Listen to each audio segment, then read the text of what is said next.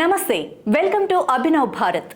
Justice L Narasimha Reddy ఆధ్వర్యంలో రాష్ట్ర ప్రభుత్వం ఏర్పాటు చేసిన కమిషన్ను సవాల్ చేస్తూ బీఆర్ఎస్ అధినేత కేసీఆర్ సుప్రీంకోర్టును ఆశ్రయించారు. జూన్ 24న కేసీఆర్ దాఖలు చేసిన పిటిషన్ను తెలంగాణ హైకోర్టు కొట్టేయగా ఆ తీర్పును సవాల్ చేస్తూ కేసీఆర్ పిటిషన్ దాఖలు చేయగా ఆ పిటిషన్ నేడు CJI DY Chandrachud, justice JB Pardiwala, justice Manoj మిశ్రాలతో కూడిన ధర్మాసనం ముందు విచారణకు రానుంది.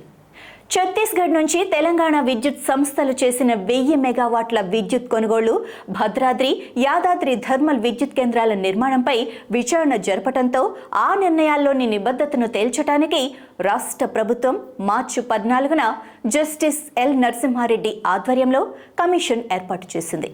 అయితే కమిషన్ ఆఫ్ ఎంక్వైరీ యాక్ట్ 1952, విద్యుత్ చట్టం 2003కి అది విరుద్ధమని, దాన్ని రద్దు చేయాలని కేసీఆర్ ఈ పిటిషన్ దాఖలు చేశారు. విద్యుత్ కొనుగోళ్లపై వివాదం ఉంటే తెలంగాణ, ఛత్తీస్గఢ్ రాష్ట్ర విద్యుత్ నియంత్రణ మండళ్లు తేల్చాలే తప్ప దానిపై విచారించే అధికారం కమిషన్కు లేదని కేసీఆర్ తన పిటిషన్లో పేర్కొన్నారు. నాయకులారా, మీ పనితనం మీ అధినాయకులకు తెలియజేయాలనుకుంటున్నారు. ప్రజలారా, మీ సమస్యలను మీ నాయకులకు తెలియజేయాలనుకుంటున్నారు. ప్రజా సమస్యల పరిష్కార వేదిక మీ అభినవ్ భారత్.